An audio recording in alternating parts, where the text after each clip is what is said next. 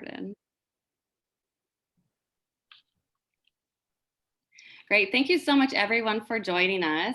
My name's Kelly Reyna and I'm from the Children's Creativity Museum in San Francisco. I'm also the co-lead of the California Collaborative. I'll now turn it over to Lisa Regala, collaborator of today's event, to kick it off for us. Thanks, Kelly. Hi, everyone. Thank you for being here today. I'm Lisa Regala. I currently am an independent consultant, but I've worked for many years in Maker and STEM and STEAM education at organizations like Maker Ed and the Bay Area Discovery Museum. And I'm just really excited to have an amazing group of women here to talk about a really important topic. It seems really serendipitous that today is now a federally recognized holiday, right? And that for Juneteenth, and that we're having this conversation today. And, you know, I think many of you are here because we know that historically makerspaces have been criticized for their lack of representation of women and the BIPOC community. And a lot of people don't identify as a maker because of that and feel excluded from these types of groups that are now, you know, makerspaces are in libraries and in schools, and there's makerspaces that have helped build PPE during the pandemic, right? And so we're all here because we're a community of people that really care about making makerspaces more inclusive and accessible for everyone. And so my role in kind of kicking us off today is part of thinking of us as this community. How can we be a community of people that support each other in these efforts, and as part of the California Girls Collaborative as well. And we welcome those from other states to our Zoom meeting today. But I think one of the great ways to help build community is through shared experiences. And so we are going to make something today as part of a shared experience, and in addition to, of course, listening to our speakers and panelists. So Kelly, I don't know if you don't mind putting in the chat the list of supplies. So you might have received in an email a little list of possible supplies. They should be things that you just have within arm's reach, hopefully, nearby. And if you don't have what's on this list, don't worry about it. Just use whatever you have available to you. But I'll just quickly talk you through those supplies, and they're in the chat as well. But basically it was just to kind of have some pieces of paper. That could be kind of Post-it papers, it could be construction paper, any kind of scrap paper that you might have around. A few pieces of maybe scrap cardboard. If they can still be in boxes, like I have this little cardboard box, or this little noodle box, right? Something could be thin cardboard, thick cardboard. So any kind of scrap paper or cardboard you might have around. Something to draw or write with, whether that's a pencil, if you want to get creative and have colors and markers, that's fun too. You're probably going to want to cut the paper or cardboard, so having some scissors would be helpful. If you don't have scissors, you can rip it, that's fine too. And then a way to connect these pieces together. So if you have some tape lying around, any kind is fine, any kind of tape, a little stapler will work. If you have a glue stick, you know, any kind of material like that to help kind of connect things together. Because the kind of creative construction that we're going to do today, I was actually inspired. I attended a workshop this spring online from an Israeli artist and tinkerer named Noga El Hasid. And I'll put a link to her page in the chat after I kick you off so you can check out her work. But she did a workshop called a Moving Toys Workshop. And we're going to do a really watered down version of that as we make today. But it's basically to think, I got inspired because I was thinking about movement and thinking about the maker movement and the movement and change that we're all trying to see and trying to build together. And so I want you to just think about the things that you have, the boxes and things that you have, and how they move. So this box has like a cool natural movement, right? Like this. It also has these flaps that move in and out that might inspire me to think about movement in a different way. This is my pad thai noodle box, but it has movement if I sort of squeeze it back and forth this way as well. And so I'm going to show you a couple of examples just to get your gears turning of what your kind of movement creations could look like. But by no means, you're not limited to making these things. It's just to kind of get your ideas flowing. But if you take that sort of back and forth movement, right, from this box, you can think about, I created this simple little movement piece. I squeeze it back and forth, and you can see how it might move, right? And this is just paper that I drew and cut on and I taped inside the box. So thinking about extending that movement. If you want to think about movement maybe in a more complicated way, I've got another little example. This is what we made in the moving toys workshop, actually. And this has some wings that I made that move up and down. And so just to deconstruct that for a minute, it's actually two separate pieces. One, this is basically like a little envelope. So it's sort of the same thing, front and back, with a hole in the middle that a piece of cardboard was put inside. So there's the cardboard inside there in the middle. And then the second piece is another piece of cardboard that I just taped those wings to.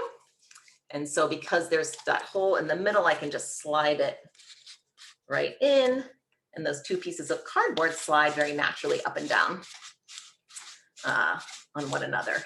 So another way, again, a little more complex, but just to get your gears turning about what kinds of movement you could create just with paper and cardboard and tape that you have. So, you know, in kind of building this community, I thought it'd be fun to just like think of us as a quilting circle almost, right? We're like a circle, a community of people that have these materials in front of us. We're going to listen to some amazing speakers speak and be building and sharing this experience together. And then after our speakers are done, we'll sort of check in on where you're at. We'll let you have a moment to sort of share, if you'd like, about what you've been creating. We'll have some time for Q&A. And then we'll actually break out into breakout rooms, and you can really talk about and share your creations, what inspired it, what inspired you about what you heard today, and what you built and created. And no pressure if it's not done. And if it's just a kernel of idea and you're still working on it, that's fine too. So I hope you enjoy our little quilting circle and building and making and being inspired today. And I'm going to turn it over to Carol Tang. Hello, everyone. I'm Carol Tang, and I'm the Executive Director of the Children's Creativity Museum and co-lead of the California Girls in STEM Collaborative, part of the NGCP. So I want to welcome all of you and thank you all for joining us today. The goal of today's workshop is really to think about equity in all aspects, as we know that when we make programs and curriculum and spaces that are welcoming for girls, it gives us and puts us into a mindful frame of perspective, and that we can be more inclusive and accessible to all people, not just girls. And this allows us to really reform and reformulate and rethink what does it mean to be a maker, and what does it mean to other people to be making, and what do they get when they join this, what we call the maker movement. So today, what we're hoping to do is to give you both some inspiration as well as practical advice on how to think about being girl friendly, and then expanding that girl friendliness to how do we make things friendly for all people. So I was inspired because actually one of our speakers today, Angie Chow, was very generous and gave us a tour of her girls' makerspace at the school that she taught at, which was a girls' school.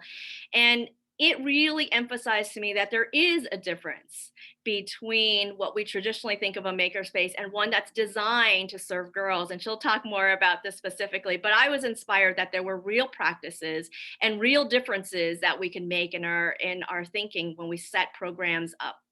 And so with that, we actually at the Children's Creativity Museum ran a girls camp so that they could help us design what a girl-friendly makerspace would be. And they completely blew my mind about what they wanted, what they were interested in, their process of making.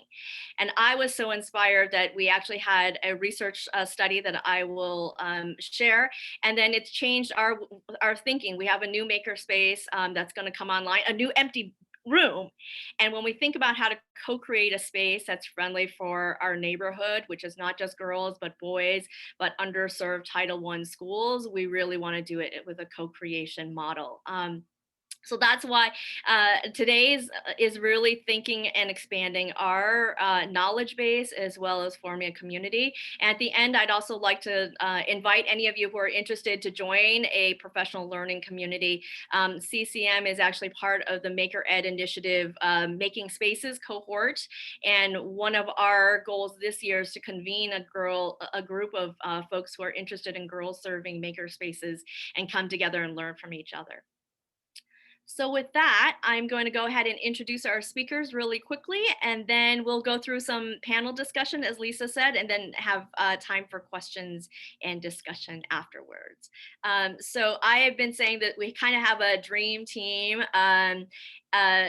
Because it's Olympics coming up, but now, most young people have no idea what we're talking about. It was so long ago now. But we kind of have a dream team of panelists. I'm just so honored that they all joined us today to share their experience. So our speakers include Lindsay Balfour, who's the head of education at Strawbees, which is based in Stockholm, Sweden. And she's an informal educator and has been facilitating K-12 hands-on experiences for many years.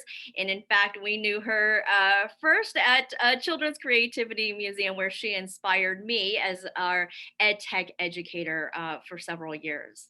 Our next speaker is Angie Chow, who is the director of the Innovation Lab, the iLab program at the Nueva School here in the Bay Area.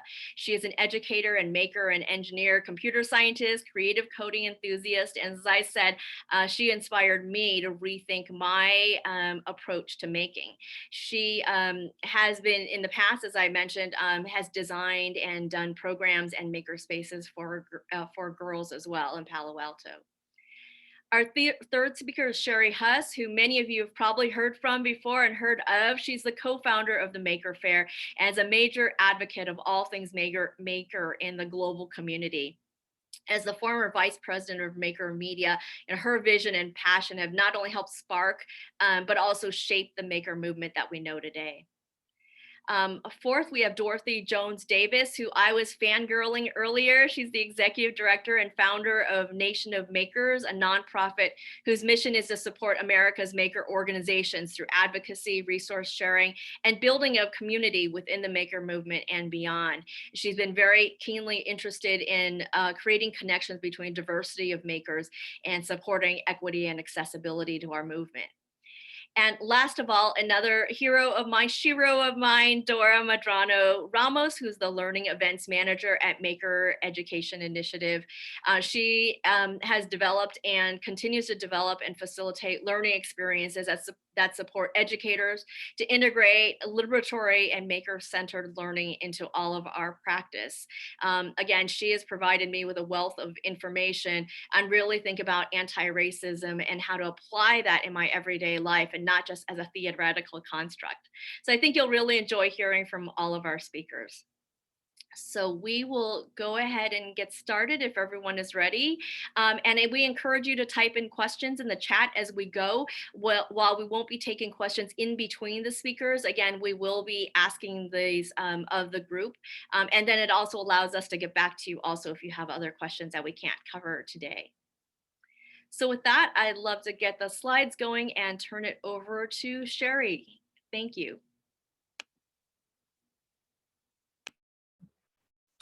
Great. Well, thank you, everyone. Thanks for the wonderful introduction, Carol and Kelly. It's, as I started thinking about what to even share today, since I'm not involved in the day-to-day hands-on with students, I really kind of went to the past and pulled up an old timeline of kind of the maker movement. So when I look at this, there are a few things that I think about. And one is that, when we started all of this back in 2005 with the launch of Make Magazine, we really did not have the intention of starting a movement. What we were really doing is, obviously speaking to a community, and with Maker Fair, giving the community a place to come and gather and share and do all the cool things, what one can do coming together. But kind of just looking at this, like we've done an awful lot in just 16 years. And I want to say that all I can tell you, many of those early years too felt really long. You know, if I had to tell, like, what's Make, what's the maker movement, what's Maker Faire, I must have said it like tens of thousands of times to different people in those early years. But I have to say, you know, we're really just getting started, and it really has just been 15 years since the launch of Maker Faire. And I really have kind of felt every bump and, you know, movement along the way. But I have to say, I mean, I'm really looking at this kind of using a Bruce Mau design principle of begin with fact-based optimism. And what I'll say, you know, I think there's a Churchill quote that says something like, you know, a pessimist sees the difficulty in every opportunity, but an optimist sees the opportunity in every difficulty. And if there's ever been a year that we've actually had to apply that quote and look toward the optimistic view, this has definitely been the year. So when we did design Maker Faire, and I will say, and actually there are several folks that have been involved with Maker Faire and the whole maker movement on this panel. So it definitely was a collective effort. And even Michelle Hublinka, who's on here, was very much involved from day one with like thinking about different things and thinking about education and thinking about girls and thinking about various communities. But we did, you know, I think what we did right year one is that we added experiences that actually embraced more than just sort of that male engineering audience that we were first dealing with. We did something like with Swaparama Rama with Wendy Tremaine that really brought people in. And if you don't know it, you can look it up, but it's basically kind of like a hands-on lab where you're designing and redesigning clothing. And then ultimately, you not only get to meet a designer, but you get to be in a fashion show. We did things like Make Play Day. We worked with Bazaar Bazaar, which was an early on craft fair. I see Etsy on the slide as well. So kind of embracing that movement. And cool things came out of it, like Make Fashion and Make Fashion EDU out of Calgary, where they're actually putting technology and design and, you know, runway activity all together. So just again, just take a moment. And I think we all need to celebrate where we've come from in a very, very, very short period of time, which again, with leading with fact-based optimism, I think we've got a lot of great things that we can do as we move forward. On the next slide, please. So some of the things that I thought about as well are what are kind of key components for, you know, if we were designing like, you know, the future of girls in design and engineering. And I really felt these things like belonging and guides and mentors and empowerment were really, really important. The picture with me and the group of girls from Girl STEM Stars really kind of shows, and like this group really felt like that they belonged. And belonging is so important. So as we look at designing things, you know, it's an important ingredient to get anyone engaged. Like you know, it makes us feel happy, we feel useful, there's a purpose to what we're doing. And it's part of everything from work to professional to social to family. That belonging is so important and must be always considered. Guides and mentors, I mentioned Kiwoba. Gosh, we've all had many guides and mentors along the way, and those are really important. And I encourage every one of you here on this call or on the Zoom meeting, you should be a guide or mentor to someone. You can help actually create action and help people move forward. Kiwoba, who's next to me in the upper picture, you know, she's like a powerhouse. She's in the Bay Area. If you don't know her, you know, she started this Girl STEM Stars, and she's all about like just providing opportunities for her community to help them belong and come together. And I just like so love it. There's many more folks like that out there, but again, if you can be one, encourage one, support one, become one, please think about doing that. And then empowerment is like the ultimate reward. This young woman here, this was probably, her name is Raven. She's in Detroit. We're actually at Eastern Market in Detroit at a Maker Faire activity. She was part of a Jeff Sturgis, who is one of our makers from Detroit, Mount Elliott Makerspace kids. This was a makerspace that Jeff Sturgis put into a church in Detroit to just get kids hands-on in making. This young woman in probably 2011 at the age of 9 was teaching people how to solder. And I'm telling you, she was so proud and so happy and so engaged. And there's nothing more infectious or better than when that happens. So these are the things, the tenets that I think that need to belong, and just passing them along. Next slide, please. And I'll move along. So resources and tools. We're at this point now, there's so many resources out there. While I'm chatting here, I'd encourage you, why don't you all, like in the chat, share some of your resources or tools that other people should know. One of the best kept secrets, I have to say, is something called Reinvented Magazine. I happen to be on the board of it. It came about through an introduction from Lamore and Phil to Kaylee Looney, who's the founder. She's 23 years old. She started this 2 years ago when she was 21. A print magazine in the time when, come on, print magazines, not happening. It's a substantive magazine. She did this because when she was in high school, she didn't want to spend her money on, you know, Teen Buzz or whatever they are. She didn't care about Justin Bieber. She wanted to find female role models that were actually doing cool things. She ultimately went to Embry University and got her degree in aerospace engineering. She works full-time now. The staff of this magazine are all young women. It's all volunteer-based. They're high school and college women that are actually writing the articles, researching, talking to folks. It's the best kept secret out there. And if you can, check it out, support them, get that in the hands of folks, and just follow them. But all of you know and have resources and tools, and please do share those, and we'll continue as we go along. And the last slide is, and then before we move along, is things that I'm doing today, which I don't stop. I've been focused on creative placemaking. So there's this whole new world, and this is, again, the COVID gave me an opportunity to think about things differently, to think about imaginary place, to think about how we inhabit imaginary place, and to think about how that these can be artifacts or tools for all of us as we move forward. The top one is Decameron Row, which is really a fun piece that if you know the Decameron, you know the story, 100 stories in 10 days. We did 100 friends, a 1-minute video of their time during lockdown. DecameronRow.com, check it out. That colorful building in the middle is a kids' young makers building. And here's one of our, Liko Prescott's one of our young makers who actually shares her 1-minute story. At the bottom is something I'm super proud of. In the beginning of this year, we started the Maker Music Festival, which we gathered like over 300 makers from around the world, which would have never happened if it weren't for the pandemic. We brought them together. We created a campus of 19 buildings. You see here, this is the Susan Ciani building. It's supported and is inhabited by the folks from CCRMA of Stanford. And even the poster on top is Sisters with Transistors. There's so much that we can be doing. And I'm just excited, and I'll pass it off to the others on the panel to talk about what they're doing with kids and in the classroom and hands-on. But time is now to take action. We've got, never before have you had, or will you have as much license to do something different and to think outside the box. So I encourage you all to do it. And with that, I'd like to hand it over to my colleague, Lindsay, and she'll share her story with us too. Thank you.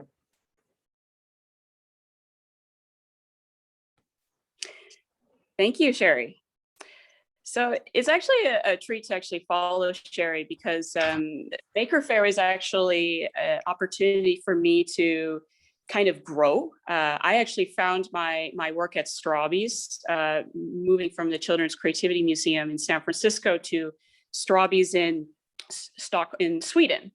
And, you know, I'm always an educator, teacher by heart. Working with children is really, truly my passion. And now I switched gears where I create resources for children to learn. And as part of being part of Strawbees, which is a global organization, it's very much a place where you have like opportunities to grow in different ways. Like I very rarely work with children now that only speak English. So it's actually made me really embody this challenge of representation for women and BIPOC voices to be heard. Also putting myself in an uncomfortable situation sometimes as an educator, where I work with children that are speaking different languages, and it's made me really become more inclusive and intentional with my hands, as well as working with other girls. And especially if I do a workshop in Iceland, if I don't have a translator. So, you know, for women in STEM fields, the work that I did with at the Children's Creativity Museum, where I was teaching collaboration, creativity, communication skills, and it was a nice way to transition into the work I do at Strawbees now, because, we did work with a lot of visitors that were visiting from all over the world. So we often had some children that, especially at age 3, 4, they may not have learned English yet, but maybe they are in process. So we used to make materials where it was very like photos, color coded, or, just make it much easier to explain with your hands. So, it has really adapted into these kind of fields. And I am very fortunate to work in a team that actually where I'm the only native English speaker. So, whether you are working in like a STEM career, in science, in a lab, research and development teams, in tech, it's often a place where if you are the only person of, of color, or if you're a woman, that it can be a place where it can be very difficult to navigate through. It can be very challenging to advocate your voice and also not get credit on certain things. Although I, again, am very lucky that we don't have that situation. But it did make me apply the techniques of when I was working with children as an opportunity to learn these skills of collaboration, creativity, communication, but also working with kids that may be making it more comfortable for these underrepresented children. Next slide.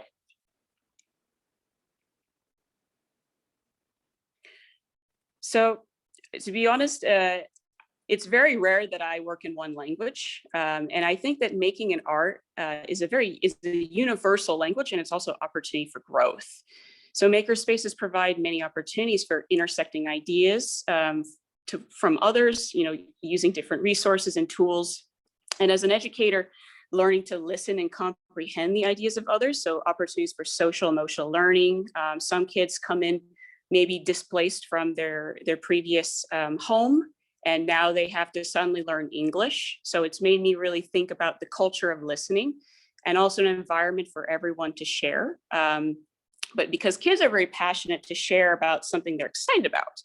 So of course, like also having opportunities where kids can share in different ways that they feel comfortable. So maybe not in front of a large audience, maybe, alone with an educator teacher, or it could be, with this, a partner.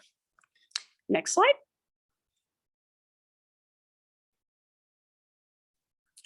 So for many of us, it's actually quite rare that we work alone. Collaborating on a task, a project, idea generation is very challenging in large groups. So, in a lab or in a research and development team, R&D team, it's very easy for your voice to be deafened. It's very easy for your voice to be misheard. Or if you're the only person that, thinks of your idea as the only good idea, but everyone else disagrees, it can be very difficult and frustrating. And working in groups in Makerspaces is really nice because it allows you to learn at an early age, understanding misunderstandings, but also as an educator, being able to diffuse domination of a project, taking over the project lead and being the only voice, as well as Makerspaces are the best places to share materials and tools, because you have sometimes often limited materials to use, so you do have to share. And often at the Children's Creativity Museum and the work I do at Strawbees, often when we do work in groups, like with groups of 3, 4 students, sometimes kids are actually just saying the same thing, but they interpret words and sayings differently. So this is a learning opportunity where, again, having a culture of listening and understanding. Next slide.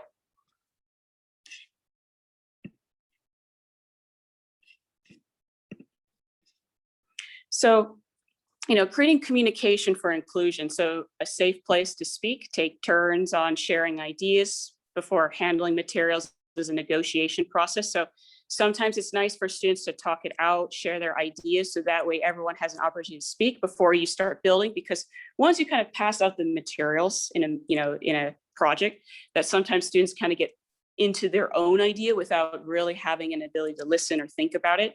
Sometimes children don't want to speak because they're shy. They assume that no one's going to listen to them.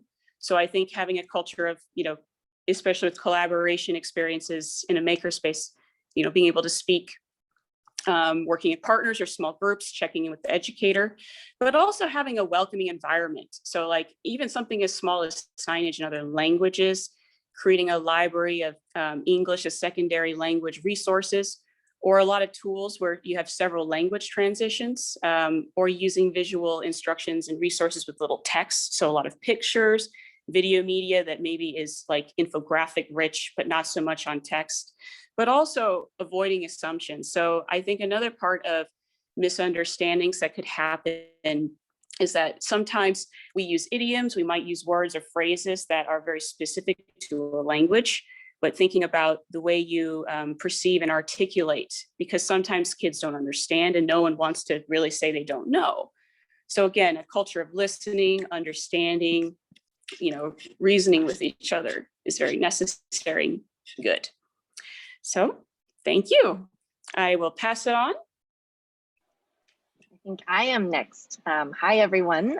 Good afternoon if you are near where I am, and good day if you are not. Again, I am Angie. I am currently the director of the Innovation Lab at the Nueva School. And the pictures you see right now on the share screen are some pictures from our labs. We actually have 2 campuses, a pre-K through 8 campus. So that's sort of the top row of 2 pictures at the top. Actually, I think it's just the right, no, I'm wrong, the right-hand side column. And then the other pictures are from our high school lab. So as I was preparing for this panel and this little introduction, I was really reflecting on like, when did I at least feel like I started to have something to say about equity and inclusion in makerspaces? I mean, I was an electrical and computer engineering in college as a woman of color in that field. I certainly experienced plenty of the opposite. But I think it really wasn't until I started working at Castellea, which is where I met Dr. Carol Tang, and that I started feeling like, okay, now I feel like there is, like, I'm seeing some things and having a kind of environment to try things. I was there for 7 years, and then I moved on to this current job. I am now in a co-ed school at pre-K through 12. I'm also very excited because one of the participants here today will be taking up the torch at Casti, Ms. Bridget Rigby, right there. She will be the newborn lab director. So I think at Castellea, I really started thinking about, what are things how do we create a space where girls will feel welcomed in a space that's traditionally they've been told that they are not necessarily welcome or invited. And then to be honest, like when we used to have visitors, remember those days? Like that random people can just come by and like visit schools? I don't know, that hasn't happened for 2 years. But that we get visitors and people would ask me when I was at Casti, hey, how do you draw girls in? And I realized I didn't really have a good answer because everybody who comes to me were girls, right? Like I taught at an all-girls school. I never had to deal with the challenge of drawing them in. And so in some ways, I'm so lucky to have had the 7 years at Casti to really start developing some strategies for making girls feel included and welcome once they arrive. But it really wasn't until I got to a co-ed school that I'm now like, oh, right. There's the other thing you have to deal with, which is bringing them in. And by no way am I saying the Nueva School here, what we're doing has magically solved the problem, or we should really be quite famous, I think. So we're still definitely very much a work in progress, but I would love to share with you some of the things that we've been thinking about. And in particular, I've been thinking about a lot since my kind of 10 years working in Maker Ed. If I could go to the next slide. So my guiding question have been the last few years, how might we design for equity and inclusion in school makerspaces? So I was very particular because that's really the only context that I've been doing this work. It's in schools, and in particular in independent schools. So I also know that's a very much a subset of schools in the world. But hopefully some of what I'm learning can be applied towards more settings and more schools. And by makerspace here, I am talking about kind of the very umbrella term. I'm talking about things that are called makerspaces or engineering labs or innovation labs or design thinking studios or idea labs, whatever it is, the space where people make things. So if you can go to the next slide, that's probably where I'll spend the most time. So I started really thinking about kind of the 3 parts of a system. I'm really into systems thinking these days. So what are the 3 parts of the system in order for us to kind of resist this narrative that these spaces, like the one I'm currently standing in, are only for people who look a certain way and identify a certain way. And as I said, when I was at Casti, I wasn't really able to focus on that pink bubble, right? Who is being invited, because they're at Casti, like everybody who came to me were girls. But these days I am thinking a lot about like who is being invited in.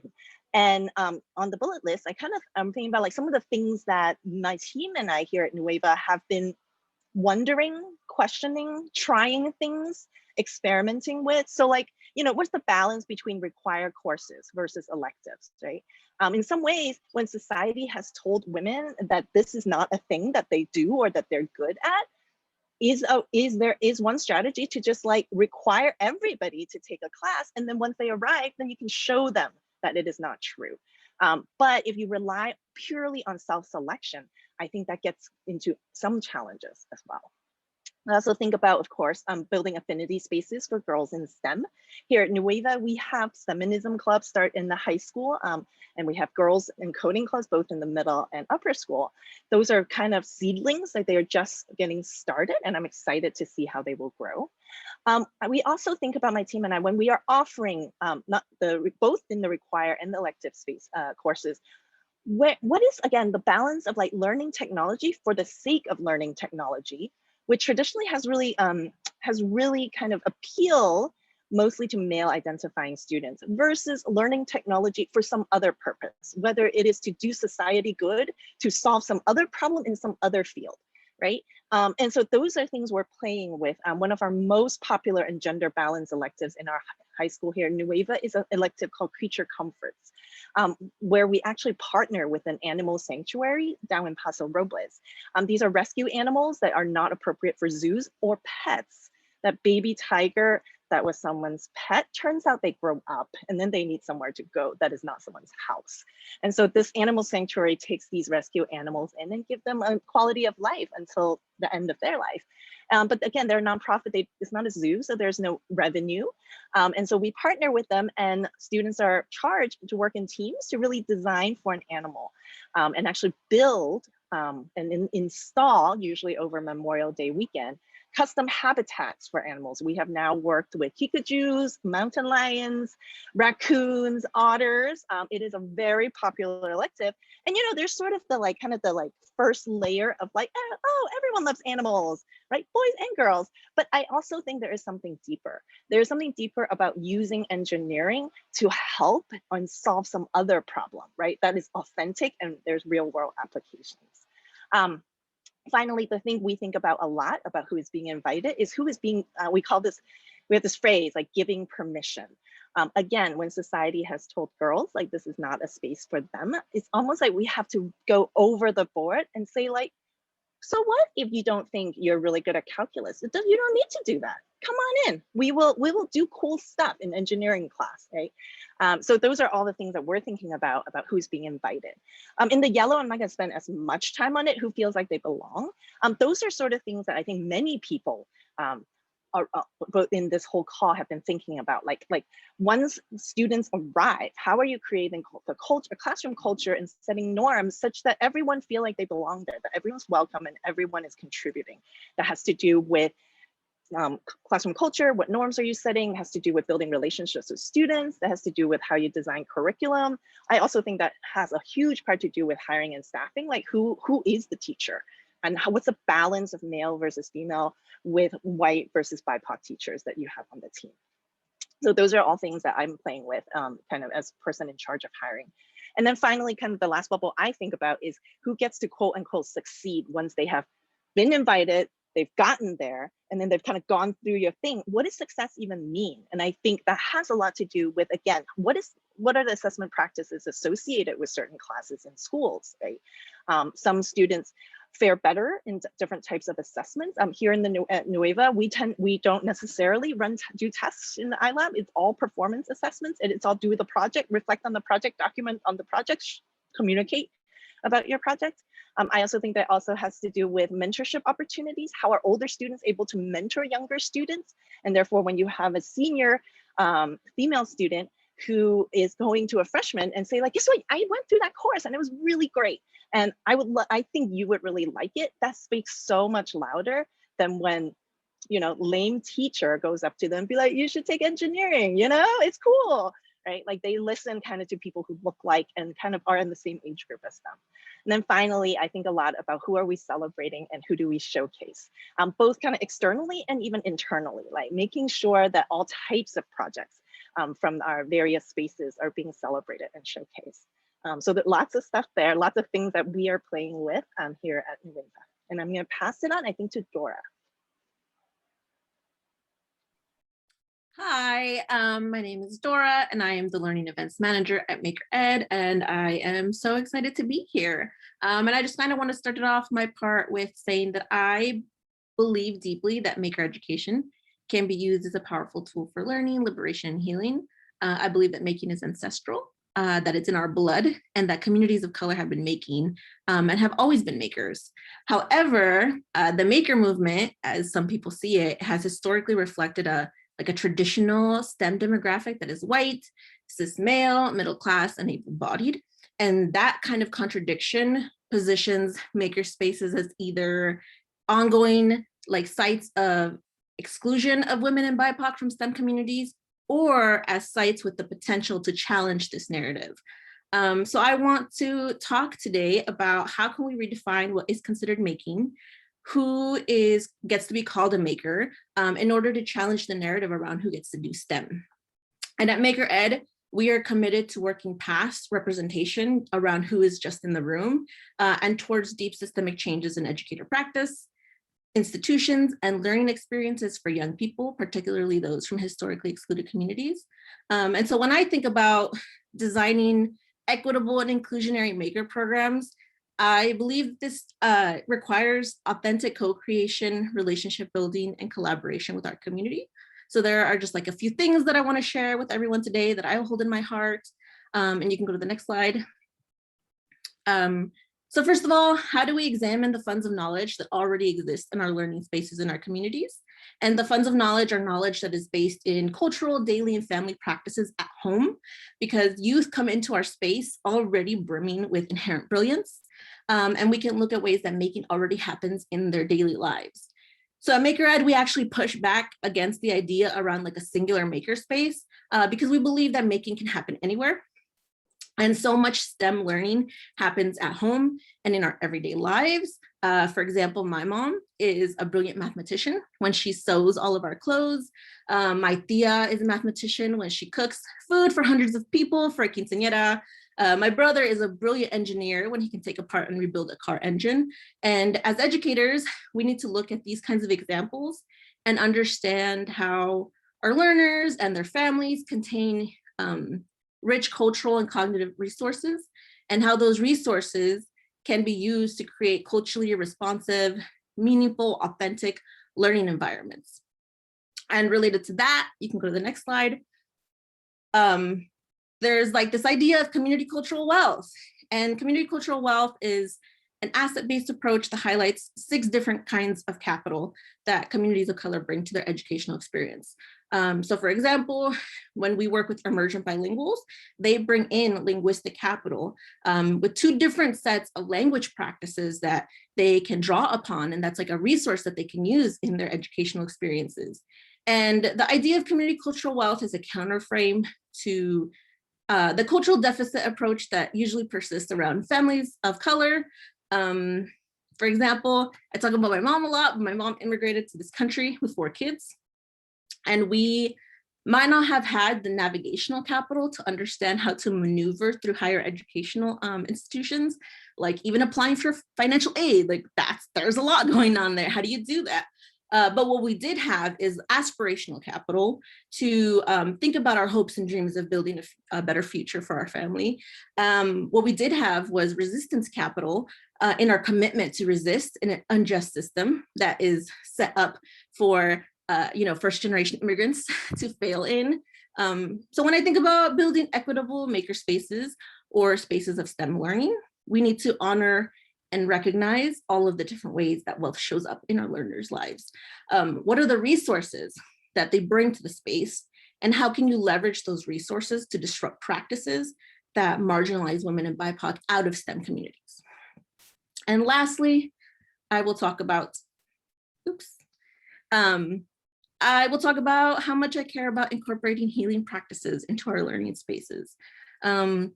I see some friendly faces in the room, but you all know that my degree is in applied math and quantum mechanics. And I found out that I was usually the only woman of color in my math and physics classes. And that caused me to really struggle with serious imposter syndrome. And maybe some of y'all understand what imposter syndrome is, but it took me a long time to realize that I'm not an imposter. It's the environment that makes me feel like an imposter. Because imposter syndrome puts blame on individuals. And I, as a woman of color in STEM, do not have an innate deficiency or an innate insecurity. What I do have is an intersection of my race and my gender that places me in an environment that is steeped in white supremacy and systemic bias and racism, and we need to change that environment.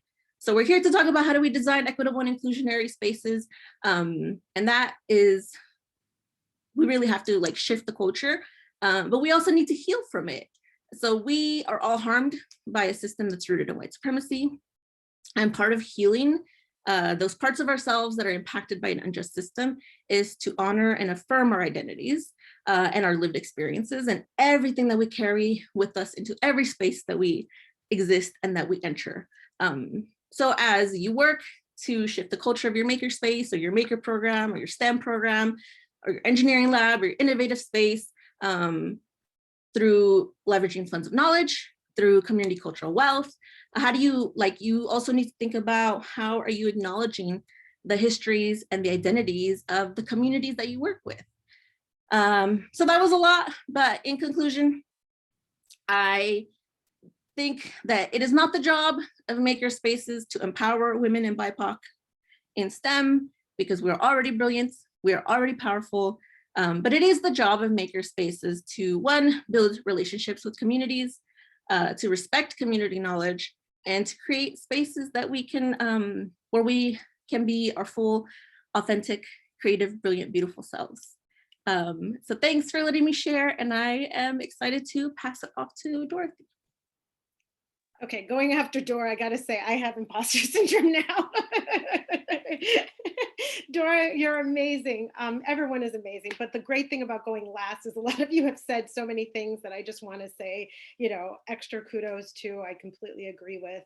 I think to play off of what Dora was talking about, you know, when I talk to, I'm going to sort of take us back out to the 10,000 foot view. When I talk to folks that are running spaces or thinking about running spaces or thinking about how to do this work and to create more equitable spaces, often they're like, oh, my door is open. And so I kind of want to start with just saying, you know, an open door is not enough. So, you know, when you create a community of practice or any sort of collaborative community, there's this idea of belonging. We've all sort of talked about how important belonging is. And that's really that there's this idea that some people belong and some people don't, right? And we have to debunk, you know, that myth, you know, and Dora said this so exquisitely, that, you know, BIPOC and women don't belong in these spaces, or that they don't belong doing these activities, especially when there is such a long history and legacy of making in our communities. And so I think that there's this, you know, this open door that people have, but then when you walk in, how are you creating that sense of belonging? How are you making sure that people are at the table at the very beginning, so that the spaces are not created without people of color in mind or without women in mind? And a lot of what I was going to say, you know, I think has already been said. We can go to the next slide. I will reiterate some things, but I also want to draw quick attention before I go into this slide, that when Sherry put up that first slide about the timeline, I think one thing that occurs to me is that, you know, when the kids that were starting out, when Maker Faire was just starting, those little kids that would come, you know, the 5-year-olds and under, those kids are like high schoolers and college students now. You know, a lot of those kids, you know, grew up doing this stuff and realizing, oh, wow, this opened a door to me. This is something that now I can see myself doing. And when we think about like why this is all important and why it's important to have this sense of belonging and this inclusion, I also want to draw your attention to, and I don't have a slide for this, but I do want to say, you know, when you look at the demographics of our country, we're already majority minority as it relates to children. So what that means is all of those kids, right? So we have, we have kids that basically, we know that the numbers in engineering and science and STEM are still not where they need to be. There's still way too many folks, and I have a neuroscience degree, and it was a little bit better than probably what Dora faced as a quantum physicist, and mathematician, like, having that sort of background, you probably, saw a lot less people that look like you, but in neuroscience, you see a little bit more, but still we have quite a ways to go. The reality is that, us not filling those positions or having students go into those careers is actually a national crisis, right? Because we have most of our children who are not going into careers that we know are necessary to build our future, right? And you, on top of it, layer back what I just said, which is they had all these kids that went to Maker Faire that got the bug, that were really excited. And now it's our job as educators and as supporters of the movement to make sure that they're taking all that they're coming in with, and that they're feeling, like this is something viable for them to continue to do, and that they have the support structures that are necessary.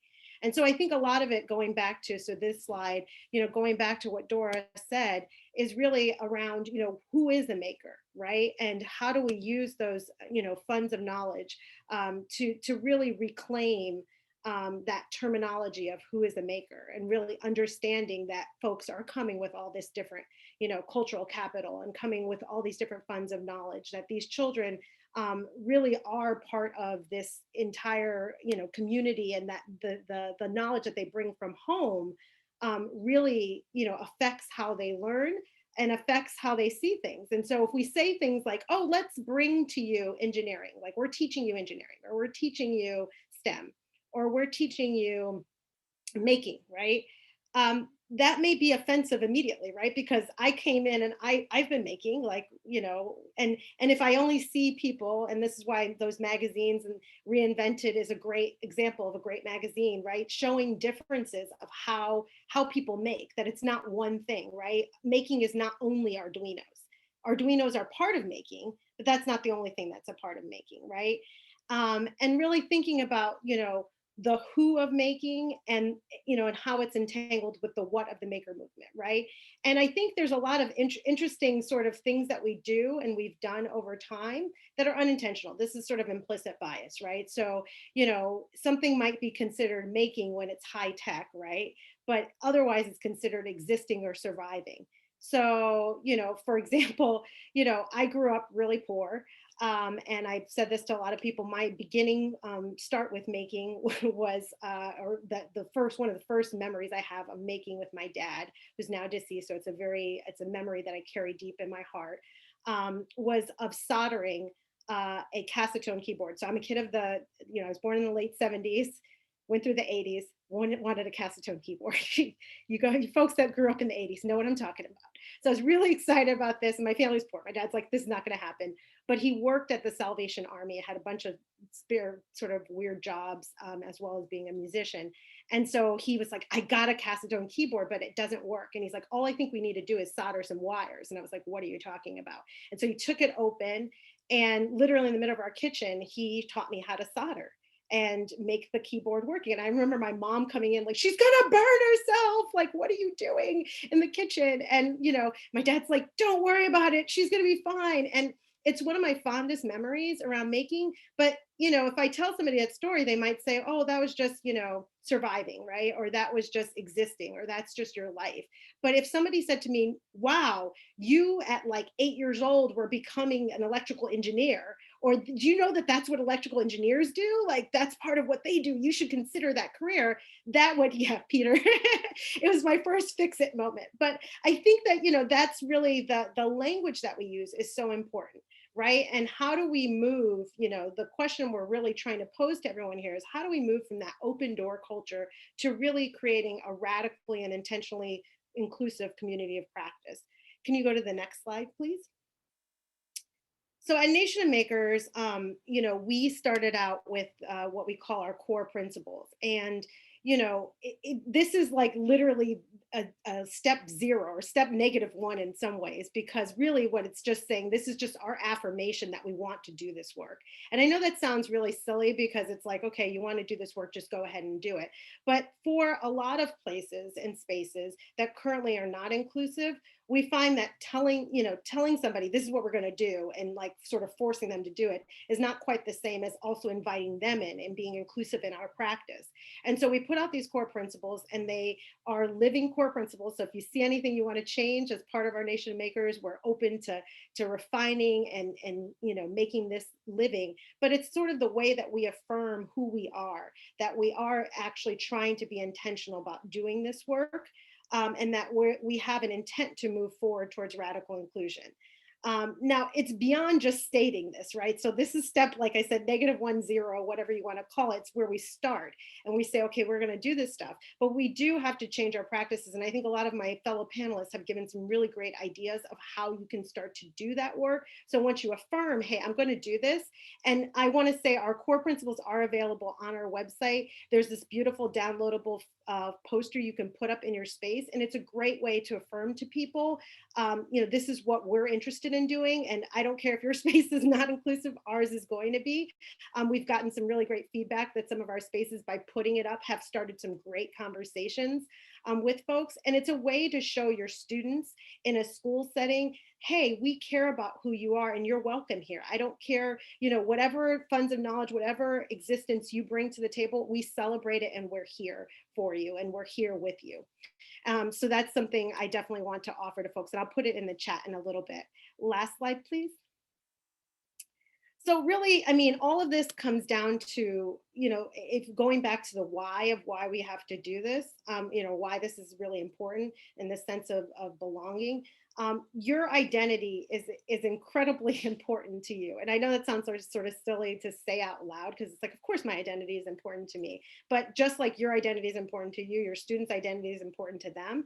And affirming who they are in the fullest sense of that is really, really important. And so, one of the things that I found in my previous position at the National Science Foundation as a AAAS fellow, I did some work looking at the maker movement as a way to broaden participation in engineering. And one of the things I realized was that this is the key. Like, in my mind, I am so on fire for the maker movement, and whatever you call it, whether you call it the maker movement or not, this type of learning, this project-based learning, because I really think it's the key to get kids and girls especially, and girls of color even more especially, to see themselves in these careers, right?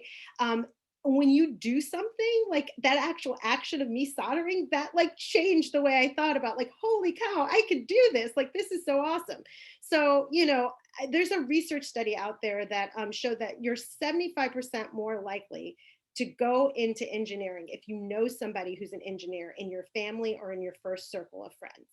And if you say that out loud, you're like, wait a minute. So if there's underrepresentation in engineering, that means that will continue, because no one will know anyone that is in their circle, right? Especially since our country, unfortunately, is very segregated, right?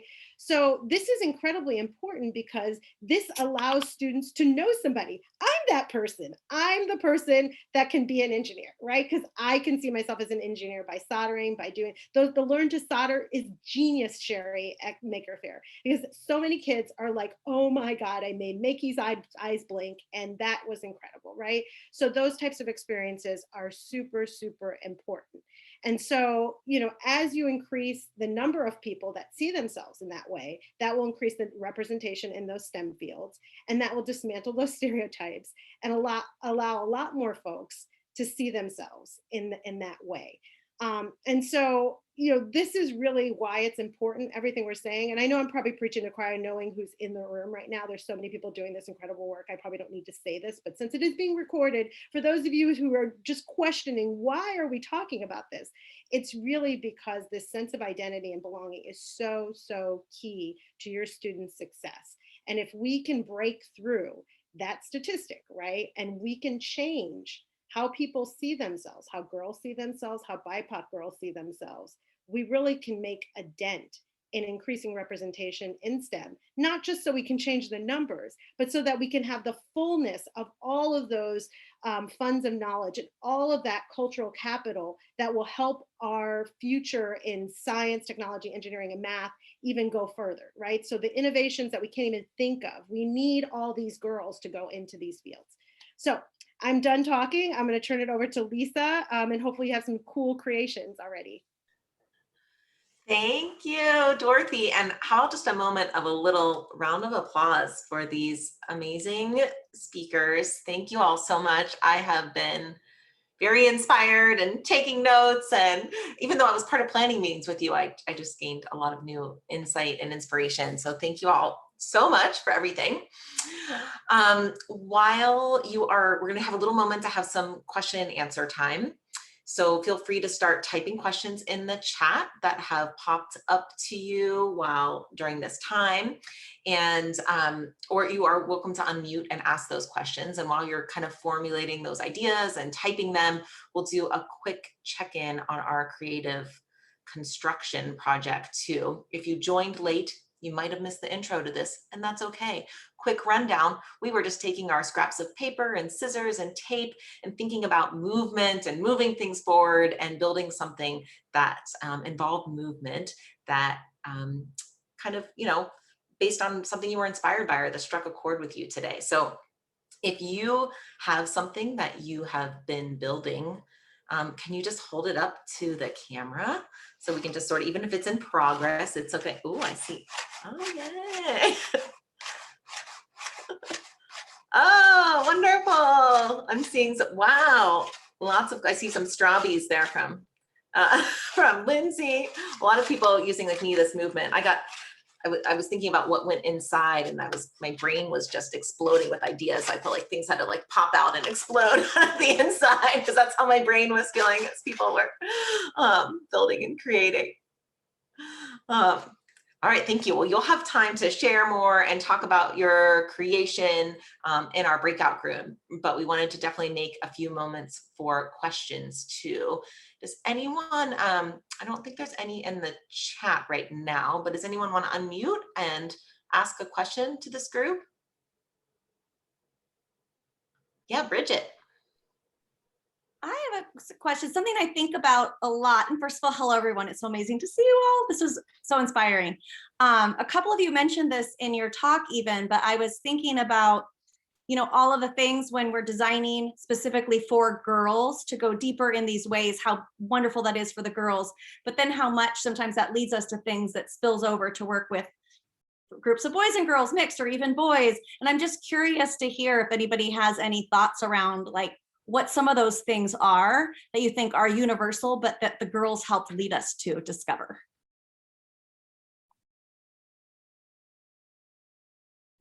I mean, I think in my mind, a lot of what we talked about is universal to both boys and girls. I am very aware, and part of this is because I have a 6th grader right now, so I have a 12-year-old, and between, sort of, we know that the research that shows that, starting around 4th grade, we see girls start to feel differently about STEM than they did perhaps before. And, my kid obviously grew up around a lot of baking, and I've watched even her change.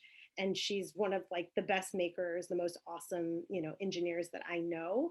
But I even watched her preferences sort of change. So I think that, I think everything we said could certainly be applied in sort of co-ed scenarios. But that, I think that there's an attention in particular to girls because of that change that happens. And then I think when you look at sort of a subset of BIPOC girls, and I'll say this as a BIPOC woman, it's just, it starts to just compound.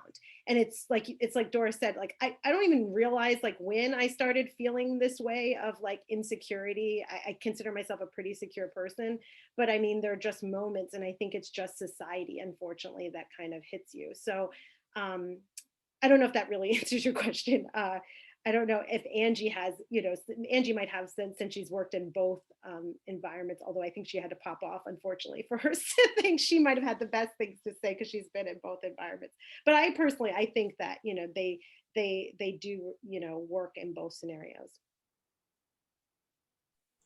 Yes, and Angie unfortunately did have to pop off. She's still at end of school duties. So she was able to stay until 1 and then had to hop off. But does anyone else want to field that question before we move on? I was going to say, I put it into chat, but the NGSS standards, if you look at one of the appendices, which I used to memorize, but it specifically calls out that this community engagement piece that Angie did talk about, that embedding STEM within something that is actually applicable to questions and needs that children have, is specifically, research based, that it engages girls and students of color. So I think that that's clearly one of them. And as Dorothy said, just this idea of universal design, one of the things that I learned, for example, from Angie was that, you should just label things in a makerspace. It empowers all children to go and help themselves. And that's something that helps girls because they're less likely to interrupt the teacher versus boys. Again, not making any judgment calls, this is just research based, but it helps all kids who are shyer, who don't, there's so many reasons why someone would feel held back, and label something that would help everybody, so there's a lot of those kinds of, and do it with a picture, so language is not a barrier. There's just so many different things that we can think about that I think, again, is relevant for all genders. I will also just do a quick call out because our last session for the girls, and I'll put the link in there, but we actually asked Julie Johnson from National Science Foundation and the Moore Foundation and Overdeck, the program officers, this specific question about how working with girls might be expanded to perhaps, for example, working specifically with Black boys, and what are those lessons. So that is part of last one. So I'll put the recording in there if you're interested in their answers. Thanks, Carol. I want to go to Michelle. You had a question in there. I'm wondering if you're willing to unmute and ask it instead of me reading it. Sure, yeah. So I had a kid at Malcolm X Elementary School in Berkeley about a decade ago, where they had a really successful class called Chess for Girls. And then the teacher was pretty unhappy because it had been successful for years, and Berkeley had a new policy that they could no longer refer to kids as girls and boys because increasingly more kids were identifying as non-binary, and there are all sorts of other reasons you don't want to differentiate between girls and boys. So like just looking into the future, like I think singling out girls is going to be a less and less successful strategy. So like, where are we going to go with it? Because I started my comment in the chat that saying that this is kind of provocative in this particular context, but we can't do this into the distant future. So what else can we potentially do? No, it's a really important point. I'm curious if anyone on the panel has experienced this or has been thinking about it in their own organizations in different ways. I can speak again, but I can also defer to someone else. So if someone else has a comment, I can defer first to another colleague. Okay, hearing none. So I went to Wellesley College, and so which is all women's college, and this is actually a perennial conversation there as well. Is the future of women's colleges, and it's a very similar sort of question and issue. Like, is there a rationale for just girls or women's only education or experiences? I do think that what has seemed to happen, generally speaking, is that there are ways to create female empowering spaces. So for individuals who identify with being female in whatever sense that is, whether that's a non-binary female or whether that's a she her female, there are spaces and there's a rationale still for support there, and that there could be ways that we use language differently, and that our language is changing, right? Like our actual language is changing based on our cultures changing and thinking about how individuals identify themselves. And I think similar to everything else, it's really important that we don't try to define what that is, but to bring in those students, right? And say, okay, so what would you like to do? And how do you see things? And that's both students that identify fully as female and students that also identify as non-binary and may say, okay, well, I identify as both, or I see myself on a spectrum.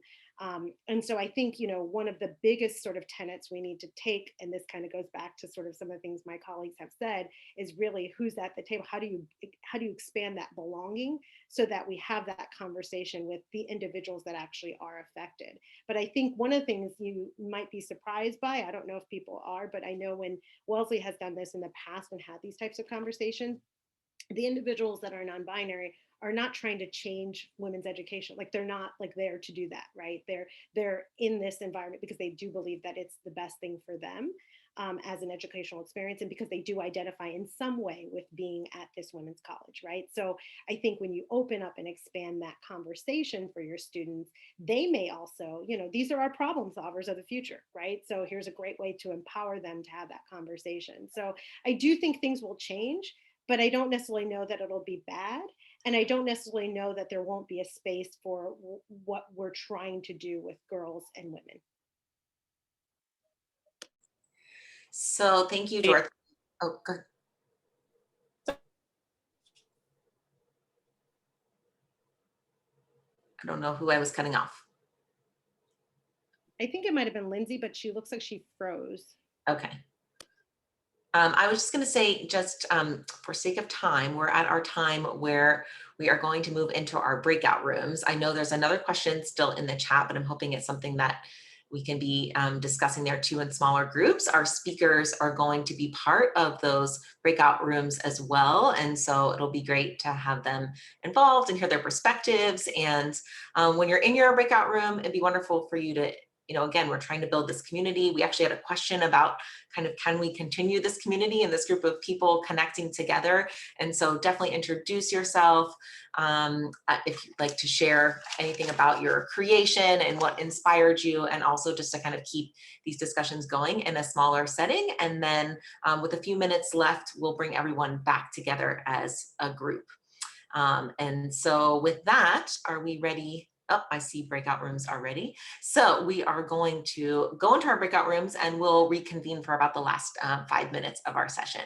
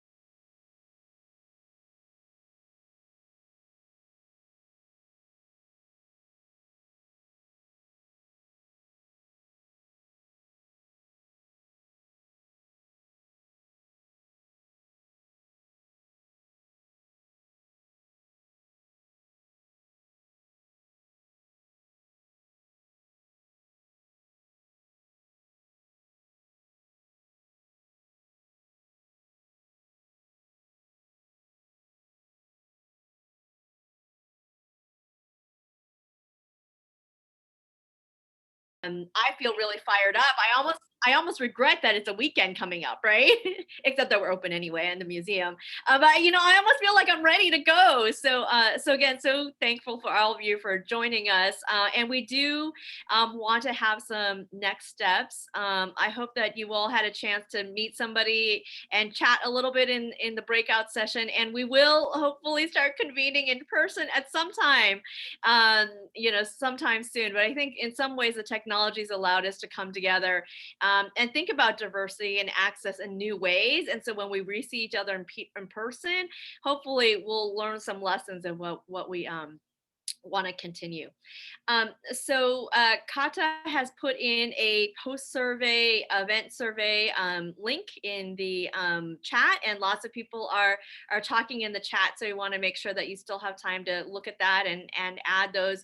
But I just really wanted to thank the speakers, the panelists for coming on. I hope you all agree it was really just an all-star lineup, the MVPs on this topic, and talked on about history and theory, as well as really actionable things and inspiration for the future. I also wanted to thank Kelly and Kata and Karen and Lisa for really putting this together. Kata has, you know, set up the Zoom thing so that we could focus on the content. And she was saying how inspired she was by all the speakers as well. So wanted to thank all the people who've convened us today. And again, we do want to follow up. So this is, as you know, the second of our third series this year for the California Girls in STEM Collaborative, because we are re-kicking off our initiative and effort to bring together those of us who care about STEM and inclusivity in California and beyond. The first session I put in the link was about program officers helping us think about trends for the future. Today was about making, and then the third one, which we'll do in October, which will be about program evaluation. When we had talked to girls serving organizations for STEM a couple years ago, in fact, one of the things that really came through was that there's some need for us, small organizations and large organizations, to pool our data and think about our impact so that we can really make a claim that we deserve funding and attention for the work we do. But how do we do that in cost-effective ways? So our October session, we'll talk a little bit about research, and maybe we can bring up this question about gender and how we identify ourselves and bring in an expert on that. So we look forward to having you join us in October.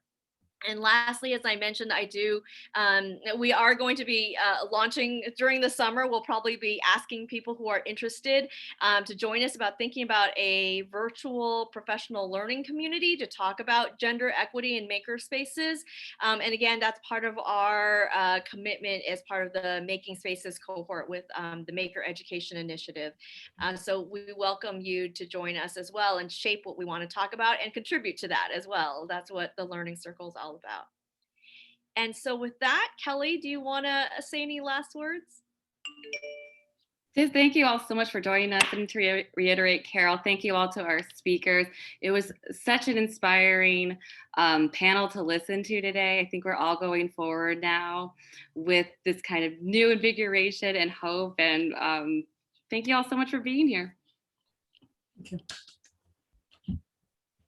Thank you all so much. And hopefully we'll see you at the Nation of Makers convening as well next week. Talk to you soon. Thank you so much. Have a good weekend.